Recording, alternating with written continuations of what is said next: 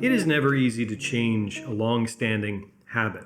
It takes time, it takes effort, it takes dedication. It can be particularly difficult to break a long-standing habit if you've had this habit for years or even decades. And unfortunately, one of the most common habits among young men and many older men as well is watching video pornography. You've heard me talk about pornography on this channel before, I'm sure, if you've been watching my videos for a while. And I'm not being moralistic here. I don't necessarily think it's wrong to watch video pornography. I'm not going to get into those arguments. What I want to do today is compel male retroactive jealousy sufferers to stop watching porn. Not for any moralistic reason, but because it's actually making overcoming retroactive jealousy much more difficult. So if you're a male retroactive jealousy sufferer who's watching porn currently, even if it's only once in a while, I think you're going to want to see this video. My name is Zachary Stockill, and since 2013, I've been helping men and women from all over the world overcome retroactive jealousy, overcome obsessive jealousy, and save their relationships. If you'd like more information about my work, please visit my website at retroactivejealousy.com. So why am I making this video? Why am I talking to you today? Because most young men nowadays learn about sex, learn about sexuality through watching pornogaphy. This often represents their earliest exposure to naked women, to sex, and sexuality. I'm in my mid-30s now, and I just barely missed the generation, with access to high-speed internet and smartphones and all that. That wasn't a part of my life, thank goodness, because I think a lot of guys growing up with video pornography, hardcore porn on their phone available 24/7, I think it does a lot of damage to their sex lives.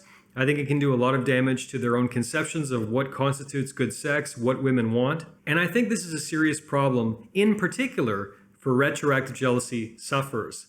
And I should also note that I'm addressing this video to men because, let's be honest, of course I know many women watch pornography, nothing wrong with that. But the overwhelming majority of pornography is kind of designed and imagined, distributed and consumed by men for men. So, it is what it is, right? It's mostly guys watching porn. And just for the last time, this isn't a moralistic argument. I'm a libertarian. I believe in individual freedom, personal liberty, and all that good stuff. I'm not trying to say you can never watch porn ever, but I think for men who are struggling with retroactive jealousy, it's a serious mistake, and here is why. The first and biggest reason why I think male retroactive jealousy sufferers should stop watching porn is because it's filled, obviously, with graphic sexual imagery. Now, one of the primary symptoms of retroactive jealousy, in particular what we call retroactive jealousy OCD, is graphic sexual images.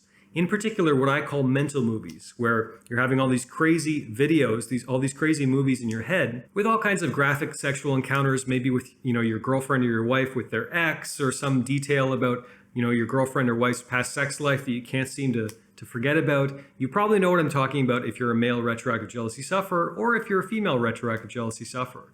Unfortunately, one of the main symptoms of this condition is what I call mental movies. So of course, it's probably not a very good idea to be consuming more graphic sexual imagery, to be watching graphic sexual acts on your smartphone or on your laptop, to be exposing your brain to more graphic, sometimes violent, in fact, often violent, sexual imagery. Obviously, this can help fuel the mental movies. This can help fuel the anxiety. This can sometimes inspire new mental movies that you're probably not even aware of. You can probably imagine if you're watching pornography before bed at night, as many men do, consuming violent sexual graphic imagery right before you go to bed is obviously going to provide a lot of fuel for your subconscious. It might fuel really graphic, unpleasant dreams about your girlfriend with her ex or whatever.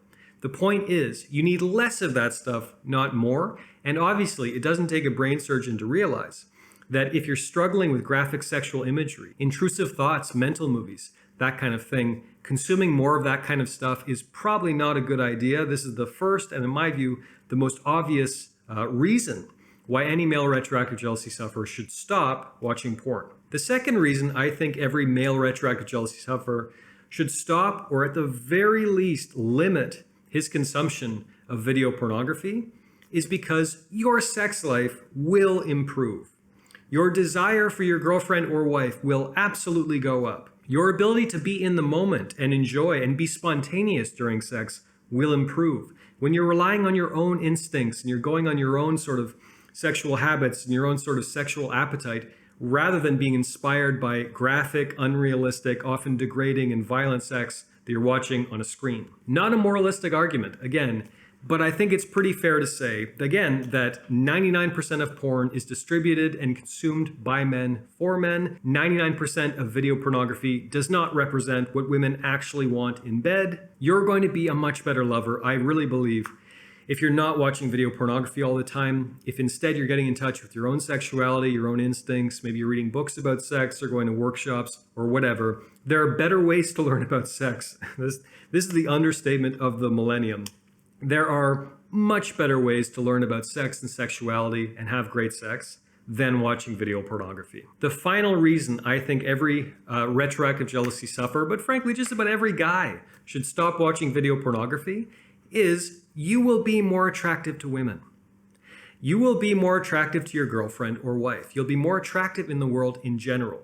I don't have any scientific proof for this. I don't have any research. This is Zach's opinion, but it's backed up by a host of anecdotal evidence from my male friends, from many of my female friends. I've noticed this in my own life when I've stopped watching video pornography.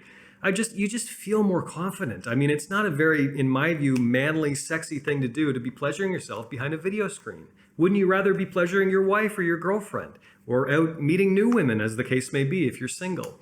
The point is there are better vehicles for you to express your sexuality than watching video pornography alone by yourself. And women can pick up on the fact that you're not somebody who's wasting, frankly, all of his sexual energy alone by himself in a darkened room.